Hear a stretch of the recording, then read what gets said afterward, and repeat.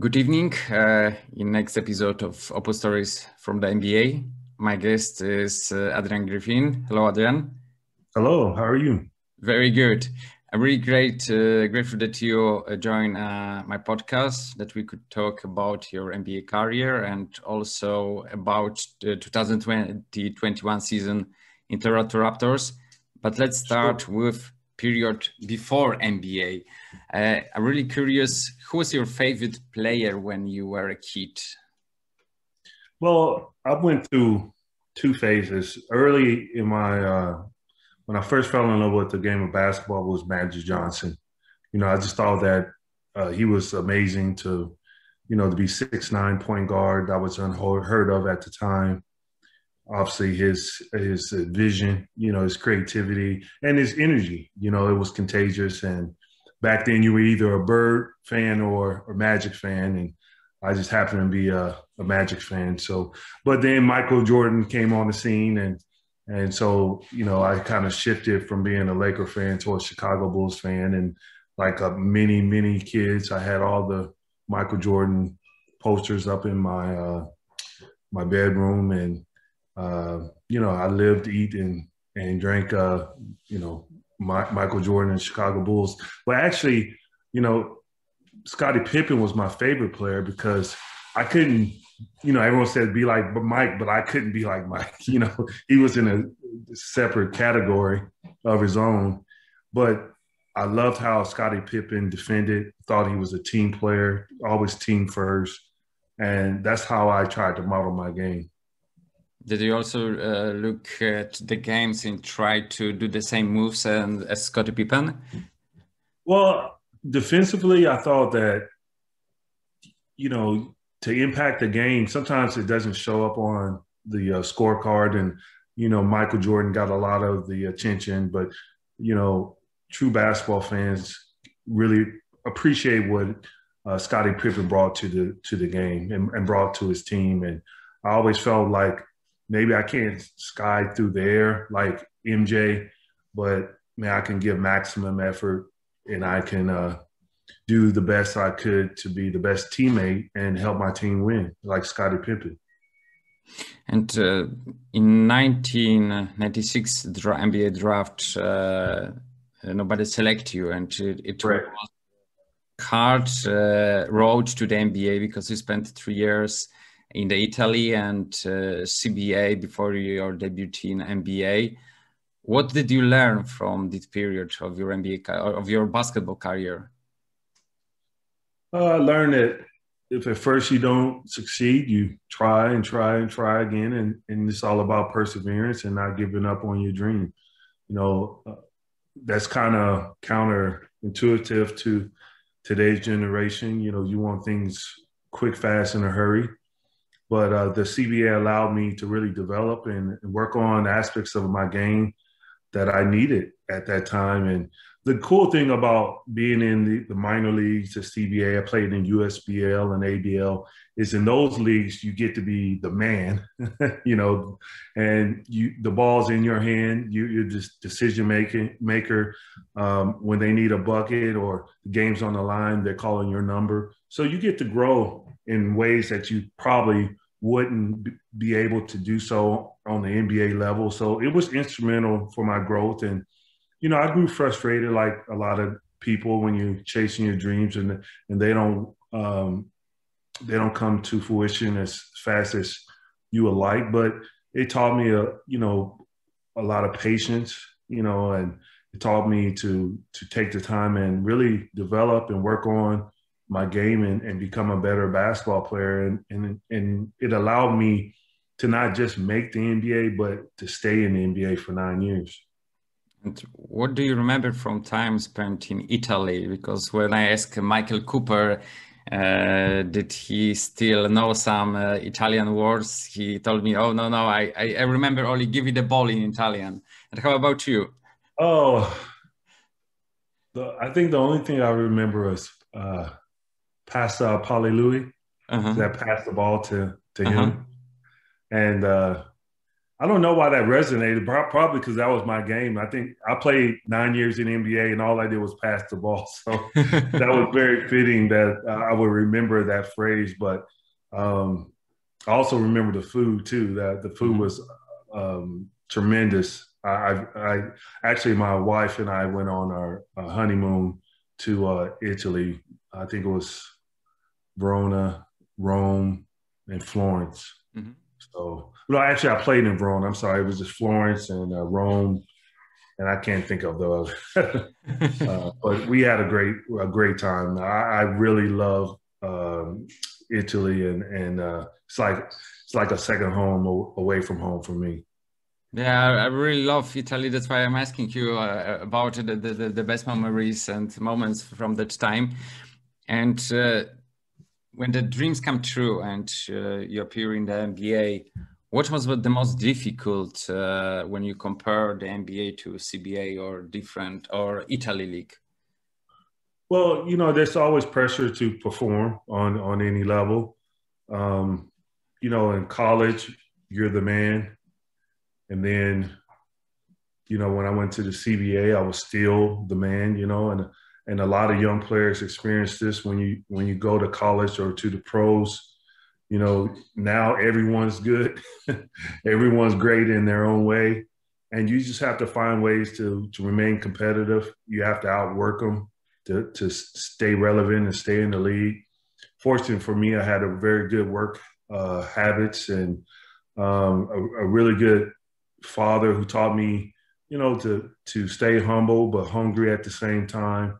Show up, do your job every day, and then good things will happen. The NBA is very competitive. It's 82 games usually. This year it was 72 games because of the pandemic, but 82 games is a lot of games, and there's a lot of people competing for those jobs and playing time. The game is global now, and it was global then, and so you try to find ways to get on the court. And I found my niche was defense, and I realized that, hey, if I just outwork and I do the dirty work and I defend the best player on the opposing team, this is going to allow me to stay on the floor. So I figured it out pretty quickly, how to keep that competitive advantage as a player, and just kind of be a team guy. But, it was very difficult. I had the toughest assignment every night, the Michael Jordans, Kobe Bryant, Tracy McGrady. Like every night there was no days off. I was drawing the toughest assignment, but I enjoyed it. It was fun. It was hard, but what doesn't make you, what doesn't break you, it makes you to a stronger person. I'm now reading a book. It's KG autobiography, and he mentioned about his beginning in the NBA, and that he got mentors like Sam Mitchell and Malik Sealy. Your first 2 seasons you spent in Boston Celtics, and do you've got also some mentors, veterans who decided to help you with the first steps in the NBA? Well, my journey was a little different because, KG went into the league at 18. He was, man, which is incredible in itself. And, he should have been in college, and he was still trying to find his way. And obviously he needed someone to help, and we all do. I was 25 years old at the time, so I had a lot more experiences underneath my belt, so to speak, that I could draw upon that really helped me. So I didn't necessarily have a mentor per se. My mentor was kind of the route that I took, and all the ups and downs kind of prepared me. So when I got in the NBA, I kind of hit the ground running, and I kind of knew what to avoid, who to avoid, who to gravitate, and surround myself with positive people, with coaches that were going to help me, and just keep your head down and stay out of trouble. So I was a little more seasoned, so it allowed me to get off to a really good start. Many times I'm joking that my podcast should get the subtitle Don Nelson's players, because I talk with many former Don Nelson players. I talk with Tim Hardaway, Trey Cummings, Sidney Moncrief. You also play for Don Nelson in Dallas Mavericks. How did he help you to be a better player and also as be a better coach in the future? Well, Don Nelson was phenomenal coach, a Hall of Fame coach. And I always get a chuckle, a kick out of, you know, you hear when the Golden State Warriors are playing small ball, you know, with the Curry and Clay and Durant and all those guys. But Don Nelson was playing small ball 30 years ago. You know, we would have Dirk Nowitzki at the 5 and we would put 4 guards on the floor. And it was very difficult to guard. It was hard to defend Dirk Nowitzki. You know, you couldn't guard him with your 5s because he was just too mobile or shot the 3 so well. It was tough for bigs to get out the paint and get out to contest him. And then you couldn't put smaller defenders on him because he would take them in the post and shoot over them. And, you know, he was 7 foot and he would shoot it from behind his head, and it was impossible shot to stop. So, you know, I learned a lot. You know, Don Nelson used to say, you know, make teams adjust to us. We're not going to adjust to them.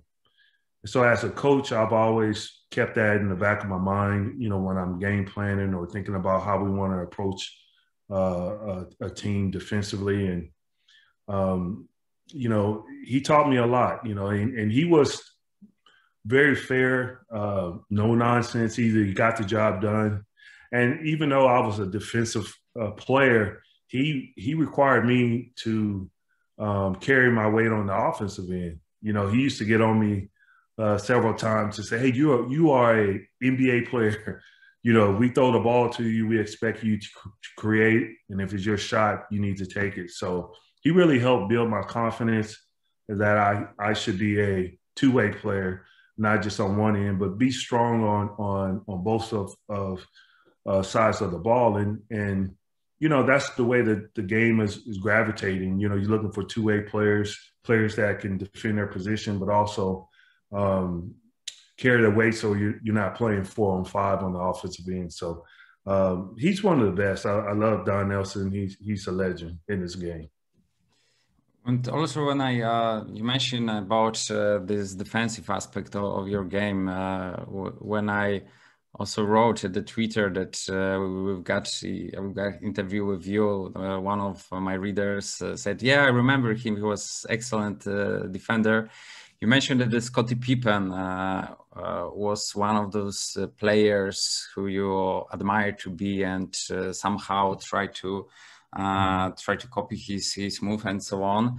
But how do you develop your defensive skills, or which aspect you and how try to make it better? Well, that's a great question. You know, I think defense is 2 parts, right? The first part is effort. You know, you're always going to be at a little bit of a disadvantage with the offensive player, especially how the refs are calling the game and whatnot, and the freedom of movement they allow you. And you're always anticipating the offensive guys' moves. So you're at a bit of a disadvantage, but the effort and the hard work that you put into it makes up for it. You know, I used to have to guard Kobe all the time. And before every game, I'll always tell myself, like, Kobe, you're the greatest player in the world, but not today. But, like, not today. And, you know, I had to psych myself up, you know, because he sensed the fear on you. And if he thought that he had a competitive advantage on him, he would exploit it. And man, he was a tremendous competitor.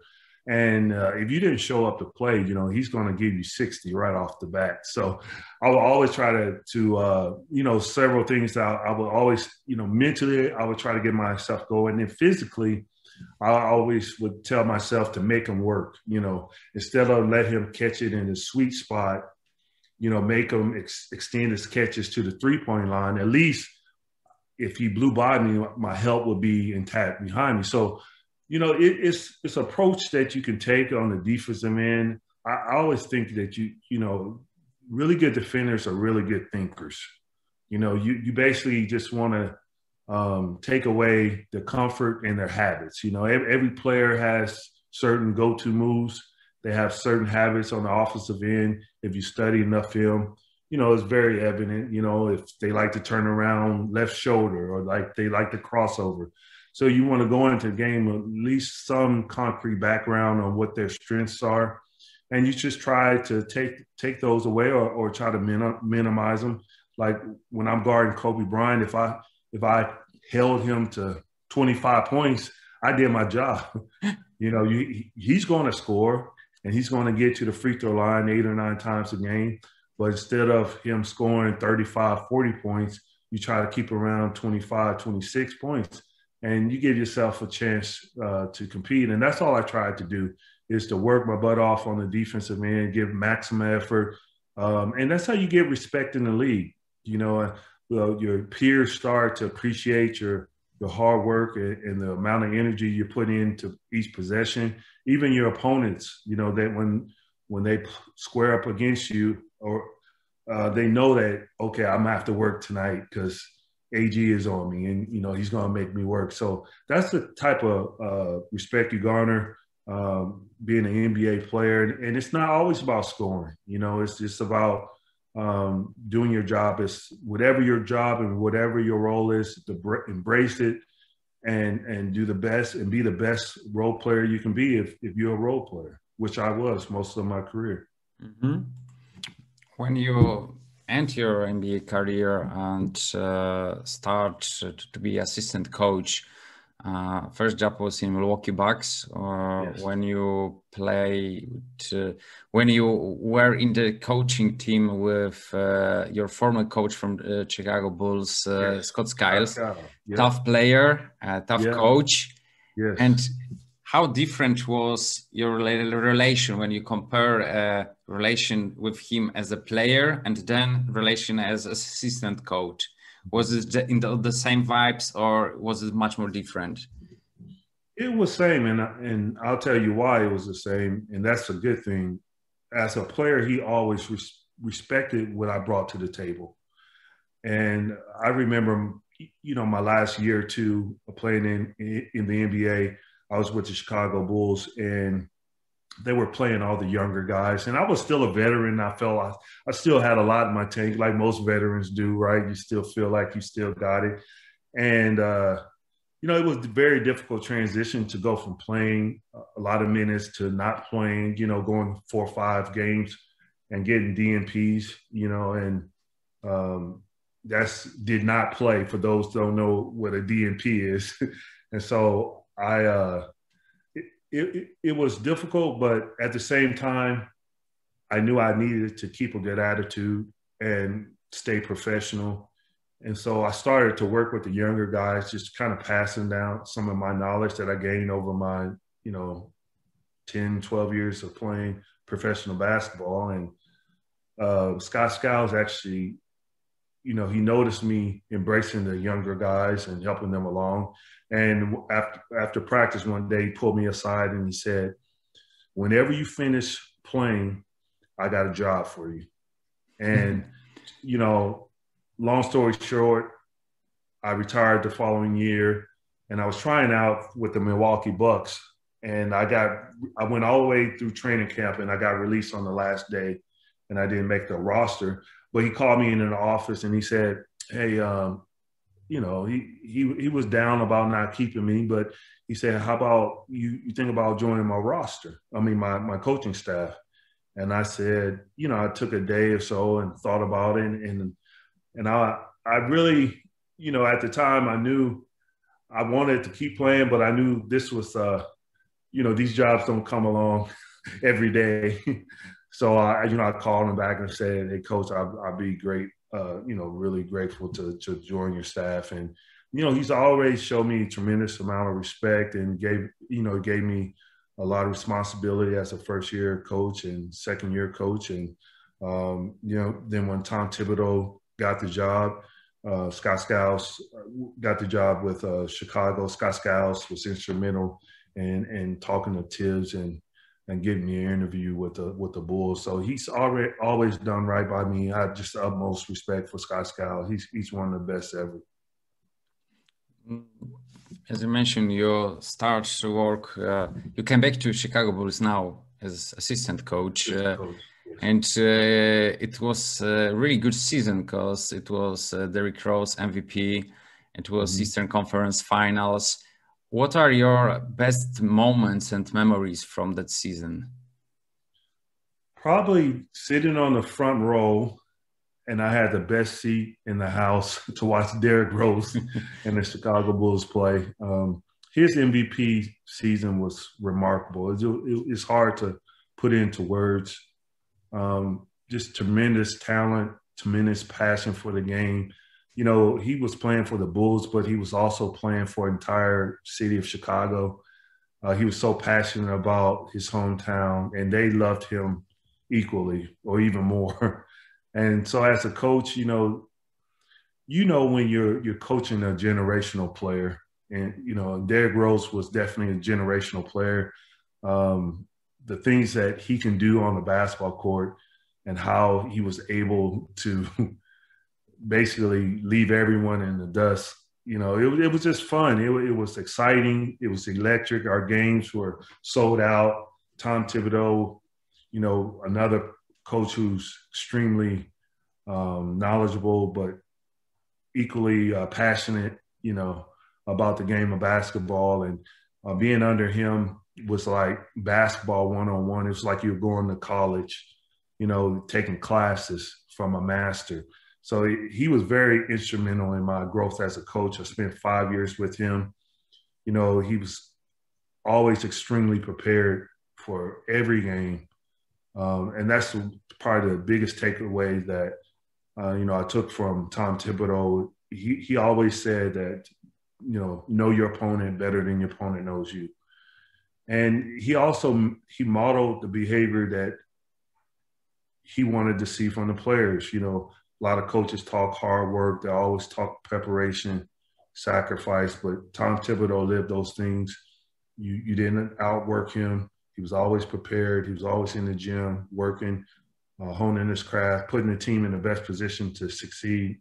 So Tom was great, man. I'm telling you, he's legendary in his own way. Yes, especially when we see the New York Knicks at the end of regular season. I must be honest that I wasn't sure about Knicks at the beginning of the season, but now I have to say that Tom Thibodeau made a great job, that they are in the playoffs, and Julius Randle, who is on the different level, and D Rose also playing really good basketball. I'm really curious also about Derrick Rose work ethic, because I remember him from this time in the Chicago Bulls when he won the MVP. His dunks, when he put the 100% of the energy and land on the court with the same energy. Of course, after those injuries, he had to change a bit totally his style. Derrick Rose for me is kind of bittersweet history, because it was tragedy, all those injuries, but also it was great that he was fighting all the time. He came back. And when you look at D Rose and his work ethic from the time when you were assistant coach, was he really this kind of player who put 100% of the effort during the practice? For sure. To be a really good team, especially when you talk about competing for a championship, your best player has to be a best worker, and Derrick Rose was that. There were times in practice when he could sense the team was kind of slacking in our drills and whatnot, and he would stop it and say, "Hey guys, this is not championship caliber. We got to work harder. We got to go harder." And he was pushing the team, and when as a coach, a head coach, and a coaching staff, when your best player is holding guys accountable, it makes your job so much easier, you know. And Tom Thibodeau was able to coach the team through Derrick Rose, because when your best player is going hard, he's doing all the right things, he's showing up, giving maximum effort. If you don't do that, you're going to stick out like a sore thumb. And it rose everyone commitment and their discipline and to the game and what we were trying to accomplish, because we knew we had something special. You know, we had a great coach, we had a great player, and we had great supporting staff. And this doesn't happen every day. You know, we all knew that, and we wanted to make sure that we didn't let this slip through our fingers. And so everyone pulled together. I mean, it was beautiful. And, you know, Derrick Rose is one of the most intriguing and positive stories in the game of basketball. Is he the MVP? Derrick Rose, no, but who at 30, you know, 3 is the same as they were, you know, when they were 23. You know, his game has evolved just like every veteran game evolves. The game slows down, you pick and choose your spots. You work with this a little bit more. Early in his career, he can just physically outcompete, you know, his opponents, but now he's using his brain, and it's fun to watch. You know, it's fun to watch him grow, and how he's still relevant in the game and still playing at a very, very high level. So I have the utmost respect for Derrick Rose. You know, he's really involved and transformed his game and made it relevant to today's game. And he's still a handful. He's still fun to watch. In 2014, with national team, you won gold medal during FIBA World Cup. Yes. How was it to be coach for the All-Star roster? Because I guess that it's different than when you are working with your team when you are in the league. And how it was to be a coach? Yes, be a coach for this kind of caliber players. Well, obviously being around that type of talent, you know, every day you go walk into the gym and, you know, you see Kyrie Irving and, you know, Steph Curry and all these guys. And it's like a dream come true for a coach, you know. But I think the biggest takeaway that I took from being on that team was the leadership of Coach K. You know, growing up for me, I always hated Duke because I thought, and it's ironic that my son is going to Duke a couple months, but I always felt like they always got the call. I thought that Coach K would always intimidate the refs. And then when I spent the summer with him, I was just blown away with his leadership, how he can bring 12 NBA guys with major egos and get them to work for a common goal and check their egos at the door in a very short time. You know, when you do these FIBA games, Olympic games, you don't have a lot of time as a team to develop that camaraderie before your first game. You know, you literally get probably 2 weeks. And so you got to hit the ground running. And unlike the NBA, where you go into the playoffs and you're playing 7-game series, you know, you can drop a game or two and still, you know, you're still in the series. But, you know, in those FIBA games, the Olympic games, you know, you drop one game, it's like the NCAA tournament. You can find yourself on the outside looking in. So there was a lot of pressure and a lot of expectations of the USA teams, not just doing well, but winning. You know, like you have to win the gold or anything else is a failure. So you have all these moving parts as a leader that you have to address and address quickly. And Coach K was able to do that and almost effortlessly. And it just made me appreciate him. And now, you know, I look back and say, man, he didn't win those games because he was intimidating the refs. He's winning those games because he's a hell of a coach.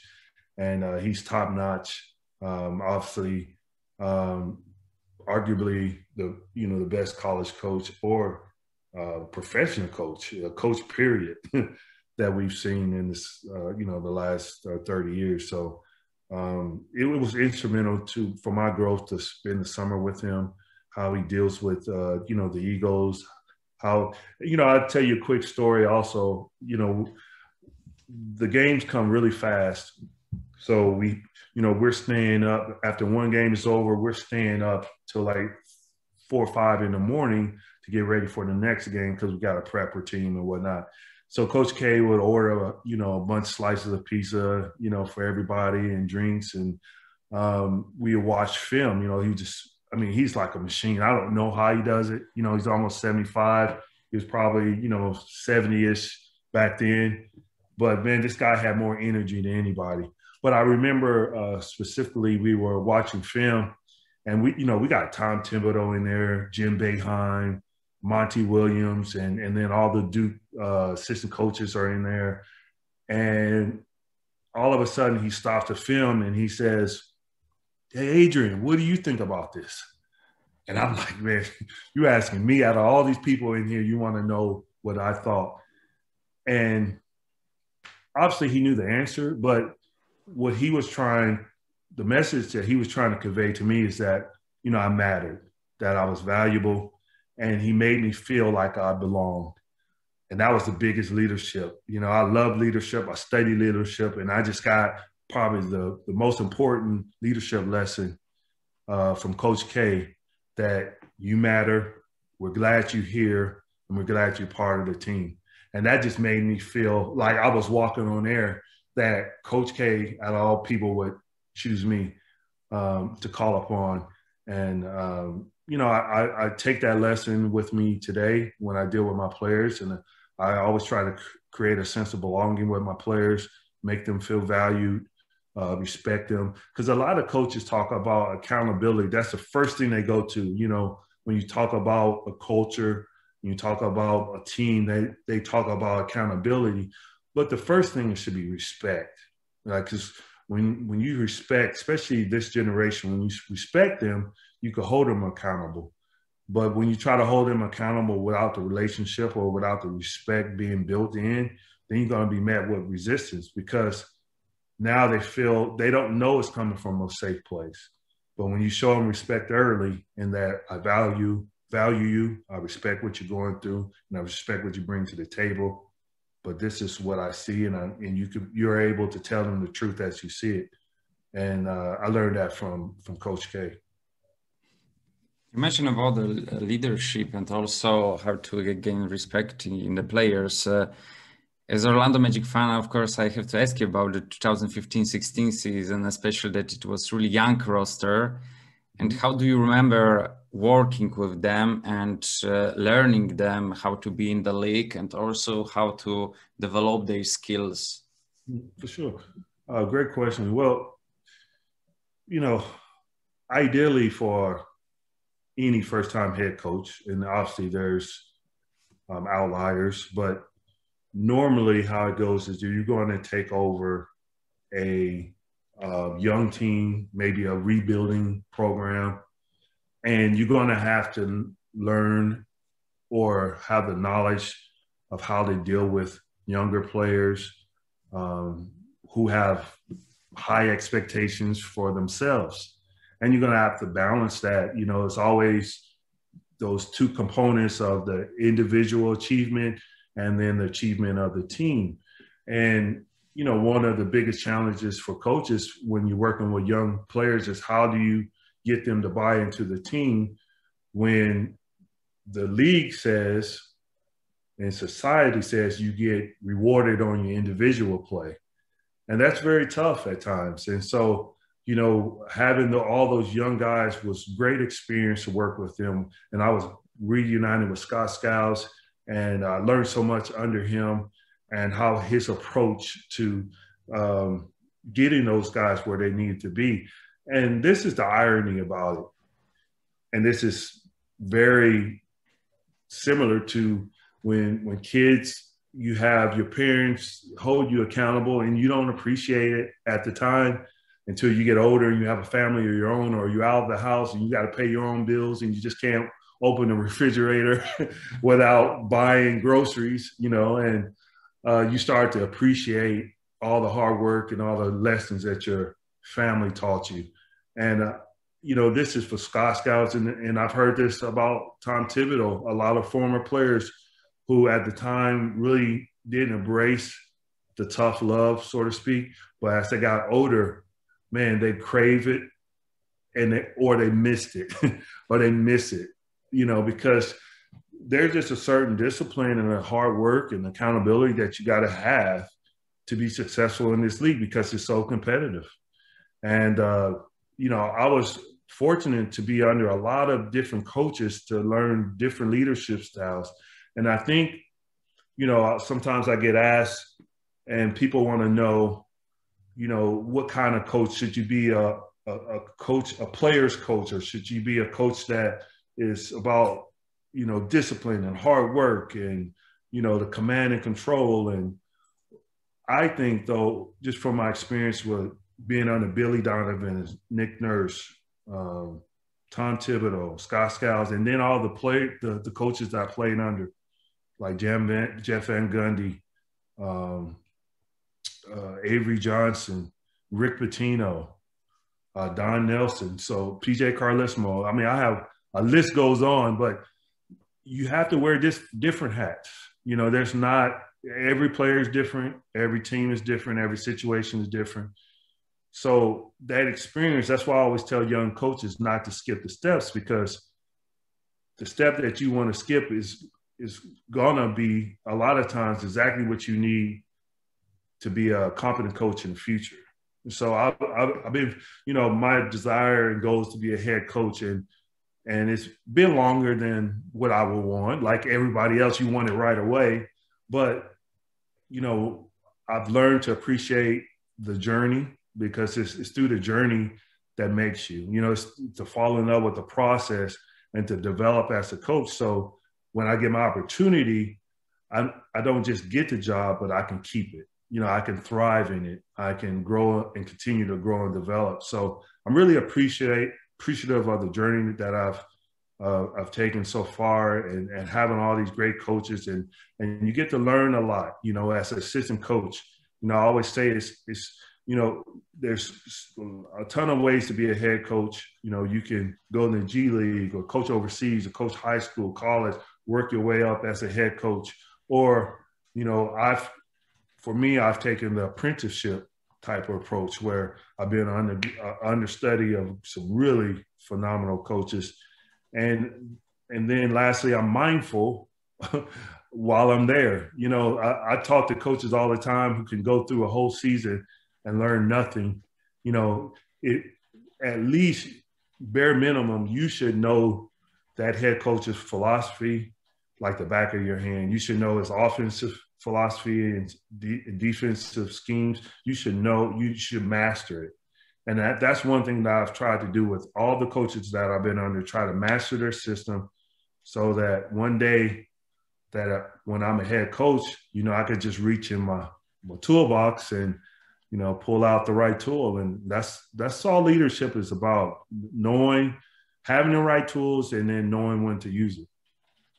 For sure, this Canadian part of your coaching journey starts in the perfect way, because it was new club, new team, new leader, and winning NBA finals. How do you remember this season, and also this atmosphere which was in the Toronto and the whole Canada after this championship? Well, like I stated before, I'm obsessed with leadership, right? So I wanted to know how Coach Nurse was going to get everyone on the same page, how he's going to create a vision and then hold everyone accountable to that.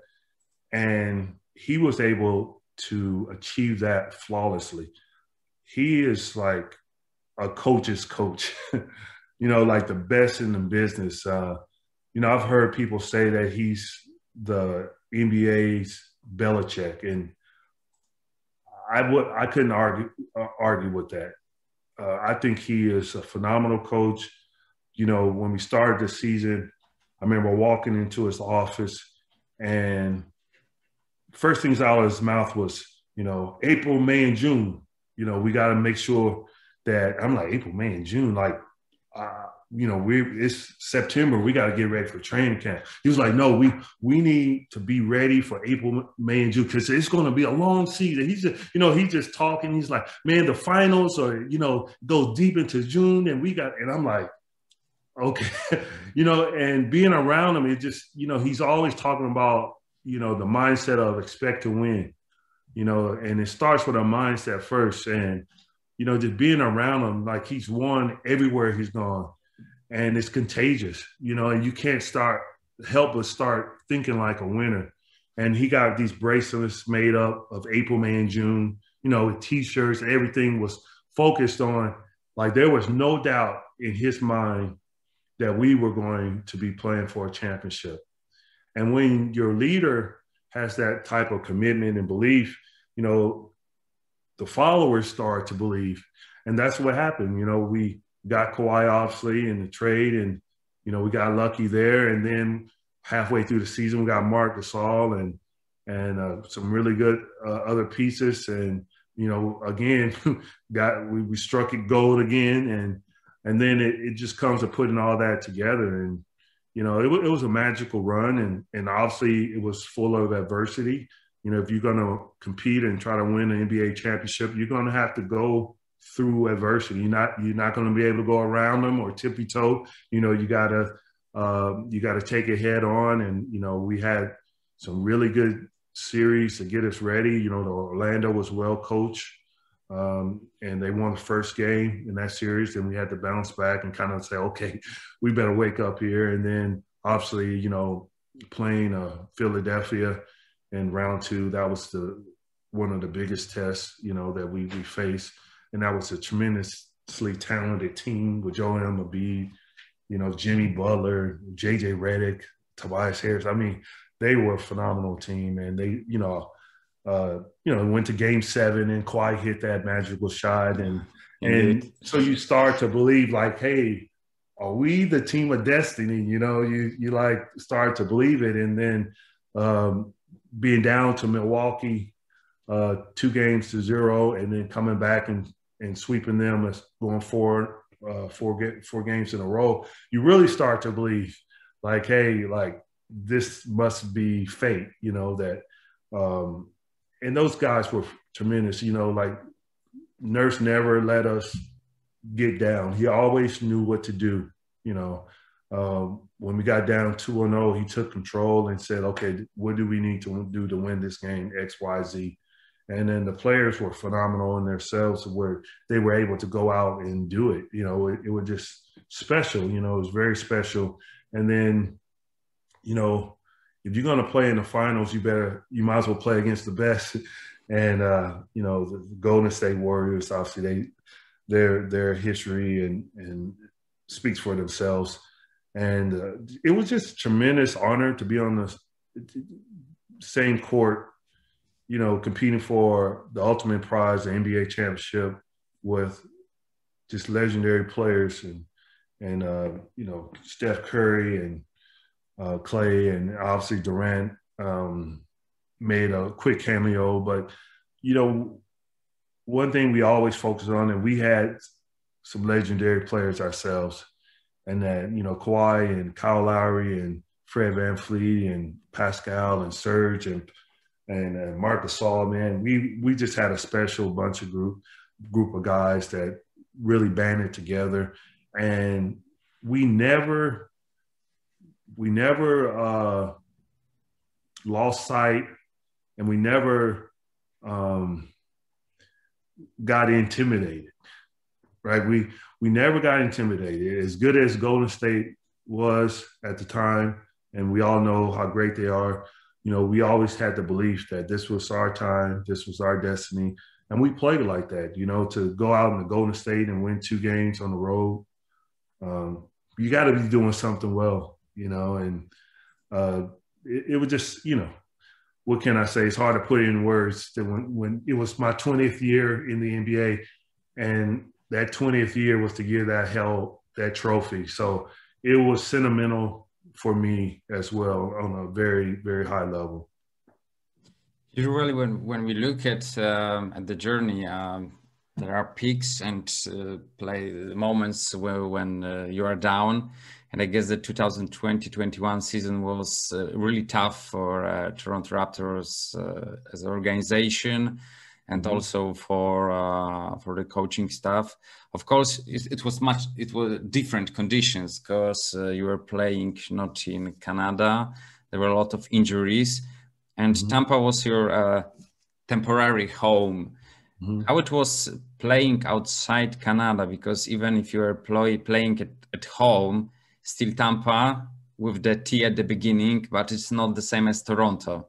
How it was to be at home, which is not home. Right. Obviously, we miss our home, right? Toronto, the fans, the best fans in the NBA, and just electric when we have our games there at the arena, but at the same time, there's just going to be adversity along the way, and out of every adversity there's going to be opportunities.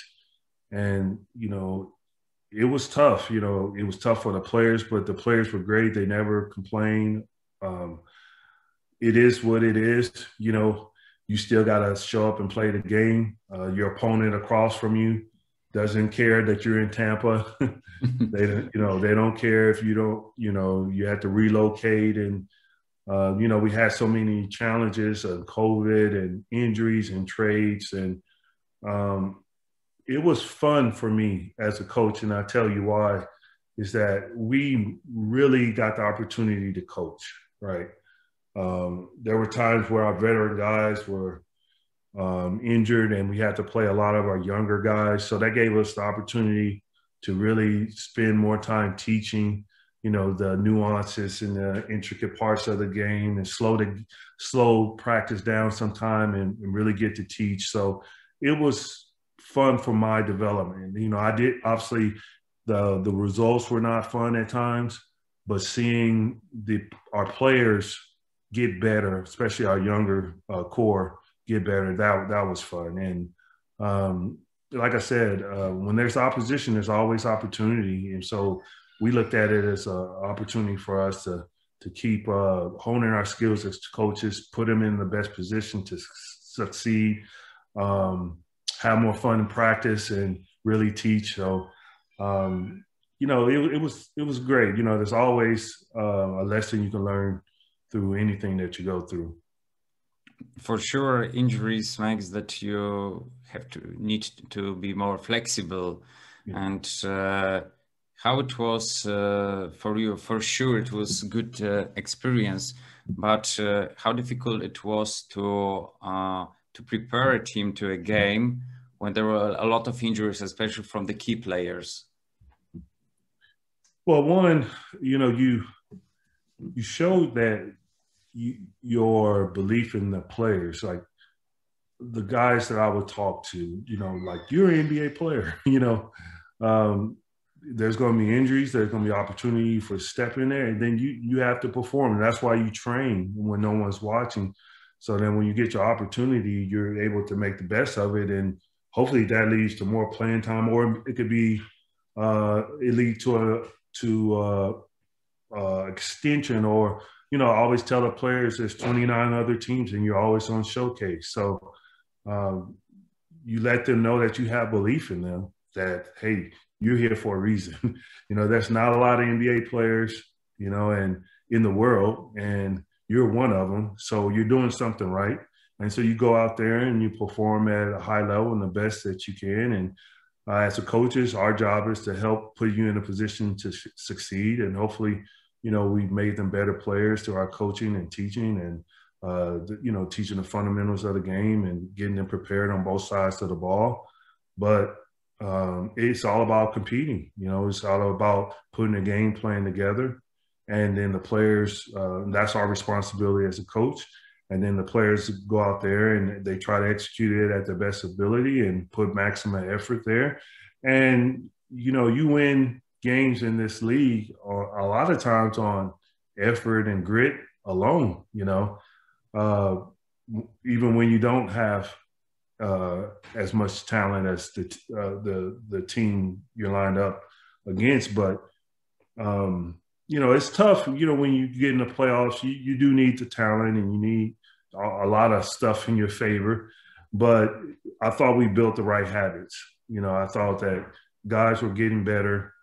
Our younger guys were progressing. Our veteran guys were taking a more leadership role. It was fun to see them in the huddles, coaching up the younger players, sharing their knowledge, patting them on the back, and then getting on them when they felt that our standards were being compromised and, they were performing below the bar. And so it was a good bonding experience with the players and the coaches, and how through all the adversity, we were still able to stay together.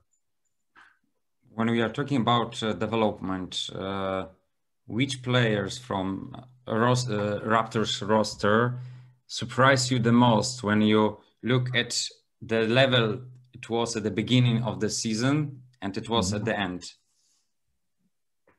Well, I mean, we have a great player development system intact.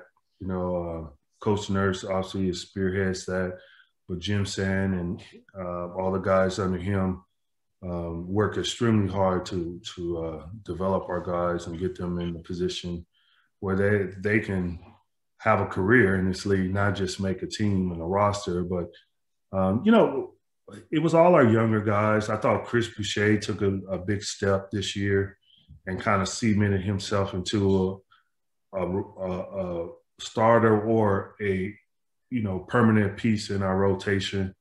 Our draft picks, I thought, Malachi Flynn really grew that year. And I thought Coach Nurse did a great job of putting him in a position and certain games he would start just to get the experience. And, Jalen Harris came along strong at the end. I was, it was a delight to see him because he had been injured for quite a while. And so while all our veteran guys were out with injuries, it would have been the ideal time for him to get those minutes. But because he was injured, he was not able to. And then toward the end of the season, we threw him in the fire. And, man, he really showed us something. He's very versatile, very good athlete, very good feel for the game. And he's a complete player. He shot the ball well, can put it on the floor, finish at the rim. So it's always fun to see your young rookies, young players take a big leap during the season, because sometimes that's very difficult to do. A lot of times you make your progress in the summer times where you can hone on your individual game is a little more difficult during the season because it's a team game, team sport. But I thought they took huge leaps, especially the second half of the season. So, like I said, the good that came out of our veteran guys being down was the young guys were able to get the experience, and they made the best. Give them credit because they made the best of it. As an expert in the defense, it's the last question. When you look at your roster, which from Raptors players got the chance to be in NBA, all-NBA defense team in the near future? Oh, great question. I think a lot of guys. I tell you that because defense is a priority. We just don't talk about defense, and we practice it. We make sure we hold players accountable. Post game or the next day in practice, we're talking about defense. We're watching defense. We're going on the floor and we're practicing and with our drills and whatnot. Fred VanVleet, as small as he is compared to the average NBA player, he's always guarding the toughest guy. He's just tough as nails. Kyle Lowry is the smartest player that I've ever been around. We had some really good defense. OG turned into a phenomenal defender. And I think he is the guy that him and Pascal, because of their length and athleticism, those are the guys that I feel like can really take another leap. And Pascal, with his length, he's able to cover a lot of ground. So we had a lot of guys buy into our defense philosophy, but guys like OG, they take the toughest guy every night, and they have to do it on both ends of the floor. They have to defend and put a lot of energy in containing their opponent, and then they have to be able to score the ball on the offensive end. So I thought OG really started to buy into how hard you have to play to really compete in the NBA and be relevant on both sides of the ball. Coach, thank you very much for all those answers about your NBA career and also about Toronto Raptors 2021 season. Thank you very much again. You're very welcome. Have a nice day. Thank you. Take care. Thank you very much. All right. Bye-bye.